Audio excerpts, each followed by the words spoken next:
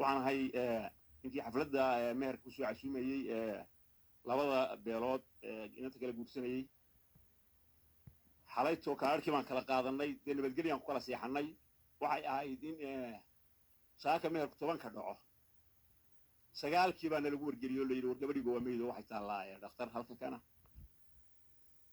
بسم الله السلام عليكم ورحمة الله وبركاته ولا ليالو ولا شينا من لك official وحن رباينا كيرا هلو جيريدن فوشحن كدعدي هرجيسة كدعدي إن حدنتا مالنتي مهركي مرقدة اسكو بدلي مهركي مذوبادي جيريدي حق هايد وكنت مقبضة ولا شينا الصوماليات فاضمو وحن ليها إلهي سبحانه وتعالى يذن الجنة فردوسها جيو ربنا هاونا حريستو والدكي يهلكي قرابة ايكت جيريوتنا سمري يمان إلها سيو إيا نكي سوت كيدا مستقبل كنقول لها إنا الله وإنا إليه راجعون إنا الله وإنا إليه راجعون وايدين كاركيا تلاذا إلهي بوحل بكهريا أدنا واتشانيسا ربنا وطلنايا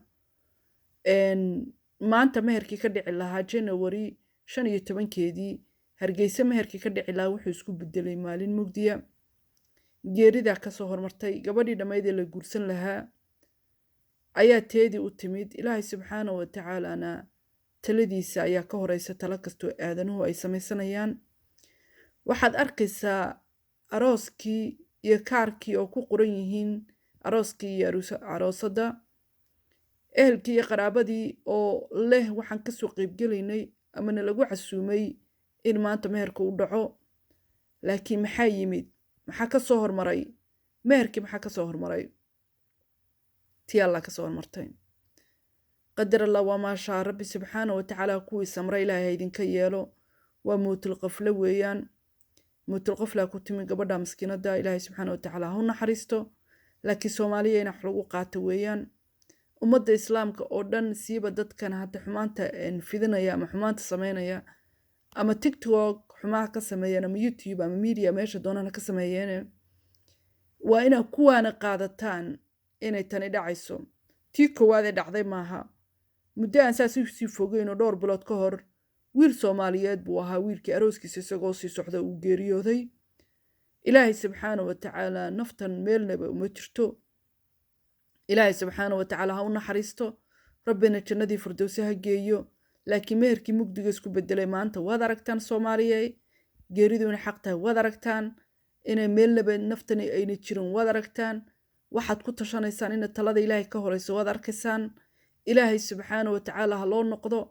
rabbi subxaana wa tacaala ha la xasuusto mar walba inay geeridu ay maaragta nala socoto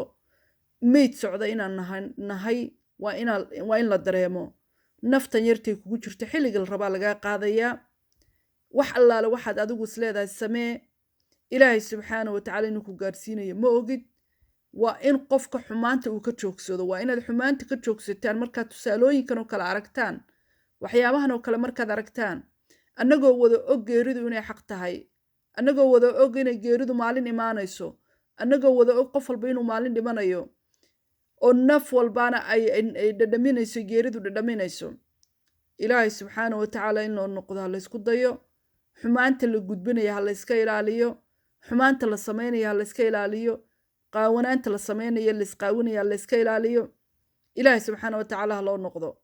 waxa xun ee lasoo gudbinaya soo gudbinaysaan iska ilaaliya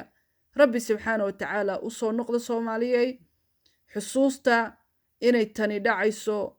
ilaahay subxaana wa tacaala gabadhaasi guri xalaala iyo guri wanaagsan bay rabtay inay dhisto laakiin tii allah baa ka horeysay wiilka iyo gabadhaas guursanaya labadoodaba guri islaam guri muslin ayay islahaayeen dhisa wanaag bayba sameynaysay dadka xumaanta sameynaya ha ogaadeen geeridu inay sidan oo kale ugu imanayso laakiin Faadumo wanaag bay sameynaysay guri xalaala iyo qoys qurux badan oo muslina ayay dhisaysay laakiin ilaahay subxaana wa tacaala uguma taligelin guri adduun inay gasho wuxuu ilaahay subxaana wa tacaala u kaxeeyey gurigii aakhiro ilaahay waxaan ka baryayaa inuu jannatul firdaws geeyo sawjkii ay rabtay in adduunka ku dhisatana sawj ka wanaagsan inuu ilaahay aakhiro ku siiyo wiilka khaalida ee maanta arooska ahna sagmada iyo naxdinta ku dhacday ilaahay subxaana wa tacaala mid xasuusta ilaahay ka dhigo sawjad wanaagsan adduunkana ku siiyo haddii isagana nafta maaragtay ilaahay u daayo ilaahay waxaan uga baryayaa inaad guur wanaagsan gasho walaalkay soomaaliyeedow qoys wanaagsan ilaahay ku siiyo gabadha aad ku tala gashay gabadh ka wanaagsan ilaahay ku siiyaan rabbi kaaga baryayaa ilaahay subxaana wa tacaala jannatul firduus ha geeyo hana u naxariisto dhammaan ummadda muslimiinta ay geeriyootay rabbi ha u naxariisto soomaaliyey xaqa ha la xasuusnaado hana loo soo noqdo rabbigii ilaahay subxaana wa tacaala ina abuuray wassalaamu calaykum waraxmatullaahi wabarakaatu